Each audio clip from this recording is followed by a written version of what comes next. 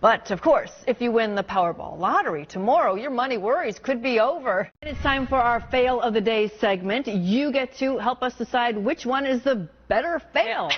Right? How about this? A car crash in Hawaii caught on camera. Witness video shows the driver speeding down the street while missing a wheel. Do you remember this quad view we had yesterday, a little bit later in the morning going into noon?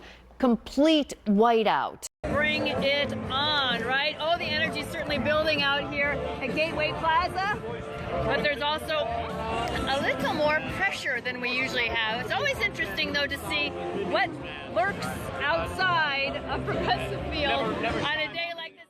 We have new information about a crash on I-90 overnight involving a semi-truck and a car. It happened on the East Shore Way. That stretch of freeway is now back open. An East Cleveland apartment building. Residents of Crystal Towers here, they tell our 19 troubleshooters team they've been freezing now for weeks. Yes, and first alert, it certainly is. We have snow squalls just kind of slamming our area right now. Lake effects. Yeah, very. At the doctor's offices, the pediatrician's offices, of course, because it's a much more personal atmosphere. Catherine Bosley, Channel 11 News. As you know, just one glance at this. This is ODOT's updated list of projects actually just in Northeast Ohio. We have 7 pages here that it's understandable by. You don't have to go very far in any direction in town before you're seeing exactly what we're seeing here. Lots. And more breaking news, an earthquake shaking homes in Lake County this morning.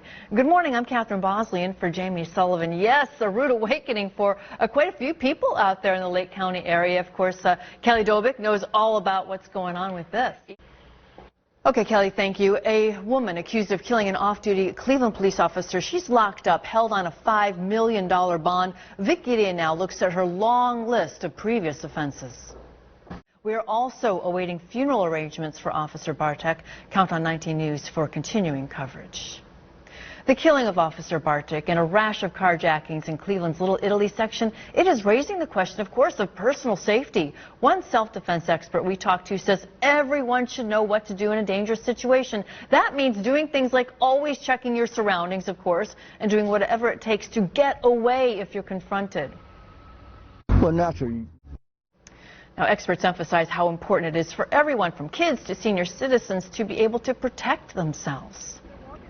The FBI is searching for a bank robber. Take a good look at these security photos. That man is accused of robbing the Citizens Bank yesterday morning on Lakeshore Boulevard in Euclid. The suspect is wearing a mask, but the FBI is hoping you may recognize something about him. You're asked to call police, of course, if you do know anything.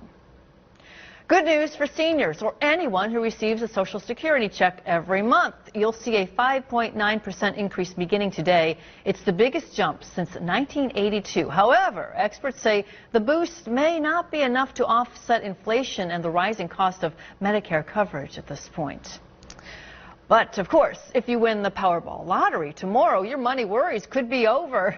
There was no big winner in last night's drawing, but you may have won a smaller prize. So the winning numbers, here you go. They are 2, 13, 32, 33, and 48. With the Powerball, 22. It means the top prize in that drawing tomorrow night, it's at least $575 million. Happening today, backers of a ballot measure to legalize marijuana must start collecting more signatures. Yesterday, state leaders ruled they have less than a week to get more than 13,000 names. If they fail to meet the deadline, the group would have to start all over again, likely delaying any vote until next year. More controversy for Sherwin-Williams and its proposed new world headquarters here in Cleveland. The Black Contractors Group and the Southern Christian Leadership Conference, they are hoping to meet with Mayor Justin Bibb. The BCG is not happy, claiming construction contracts have not gone to enough diverse companies.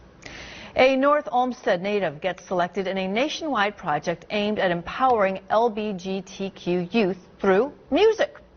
Michael Stoller, working with the Future Perfect Project, which chooses 10 young songwriters to make music in New York City. Stoller, working with professional music producers, created a song that will be on a compilation album. Stoller's song is about advocating for the LGBTQ plus community and expressing his true self. That represents Stoller's song Resist, that's expected to come out on January 14th. Cleveland's breaking news leader with a traffic alert just in. This is in Mentor, where police tell us a train slammed into a pickup truck. Hopkins Road is closed between Jackson and East right now. So 19 News just getting these pictures in from the scene. We do have a crew on the way. Police saying avoid Hopkins Road at all costs so they can look into exactly what happened here. Repeating our breaking news, a train has crashed into a truck in Mentor. And good morning, I'm Catherine Bosley. It's Thursday, January 20th. Here are some of the stories we are following for you today. New Lakewood sidewalks not getting much better. They are snow covered. Many communities, they give you a certain amount of time to get those sidewalks cleared. We're told Lakewood's code enforcement staff, though, put more than 125 people on notice that they must clear their portion of the sidewalk. It's especially important, of course, to clear sidewalks if you live near a school so kids can get to class safely. Now, Cleveland City Hall telling 19 News their crews so far cleared 90% of the city streets. Crews are out salting and plowing right now as we prepare for this other blast of winter that's actually hitting several of our communities right now. And next, the Greater Cleveland Food Bank canceling today's distribution drive at the Muni lot due to the cold weather. The food bank was not able to secure a large tent or other shelter, so there's a food pantry then next to Simon's Supermarket near East 260th in Euclid. It is open today from 1 until 7 o'clock. Cleveland's most accurate weather team, tracking a 19 First Alert weather day. Yes, and First Alert, it certainly is. We have snow squalls just kind of slamming our area right now. Lake effects. Yeah. Kelly, thank you. And a few days now since our last winter storm swept through, and some people are still having a hard time getting out of their homes. Now, for one man, an unplowed street means no way to get to the doctor. So he called the 19 News troubleshooter team, and Aria Janelle getting results. We are talking a barrage of gunfire, injuring one man and killing one woman. And now the daughter of that woman, oh yeah, she's speaking out. I'm sorry. That's what 18-year-old Anaya wants to say to her mother, 35-year-old Princess Perkins, gunned down on what was supposed to be a fun night of bowling with friends. I'm gonna make sure all of us stay together. I got her. I got all my siblings. I got us. Anaya, 18 years old, the oldest of the princess's 6 children. The youngest, only 3. Anaya says she got the call from a friend late Saturday night that her mom was not breathing. She was shot. The police report says the princess was at the bowling alley with a man who had words with another group inside. It explains when she walked out with the man she was with to get her wallet out of the car, the bullets started flying. That guy she was with hit in the legs. She took shots to the stomach. She just didn't deserve this. She was at the wrong place at the wrong time. Anaya showing us a picture holding her mother's hand for the last time when she was called by police to identify the body. Her mom, she says, was the best. She was just that person you can call on. When you didn't have it, she'll make sure you had it, or anything you needed, she'll make sure she get it for you. If she said she was going to do something, she'll do it for you. Yeah, and Anaya says that man her mom was with that night here Saturday night was someone her mom was just starting to spend some time with. You might also want to know that Anaya did set up a GoFundMe page to cover the funeral costs. If you're interested in helping out, of course, go to our website, WPXI.com. Remorse seems genuine. I'm embarrassed as heck. I'm ashamed. Her excuse? Heartbreaking as she looks at a picture of her recently deceased husband. I miss him. I want to be with him, and that was the whole point. 56-year-old Debbie Hyde, mother of 3, grandmother of 5, says she turned to heroin for the first time, trying to kill herself. That's bad enough, but that she admits to doing it before climbing behind the wheel of her pickup truck with her 11-month-old grandson in tow makes it a whole different story. Claims she had no idea the drug would hit her so fast. Now, Debbie says the last thing she remembers is pulling into this gas station just around the corner from her house to get her grandson something to drink. The next thing that happens, though, police find her parked near these propane tanks in her truck with her foot on the brake, pretty much passed out, and her grandson in the back seat. The baby's father, her youngest son, is shocked too and is not leaving her side. When I got the phone call about my child, I thought something with her diabetes. That's what I thought.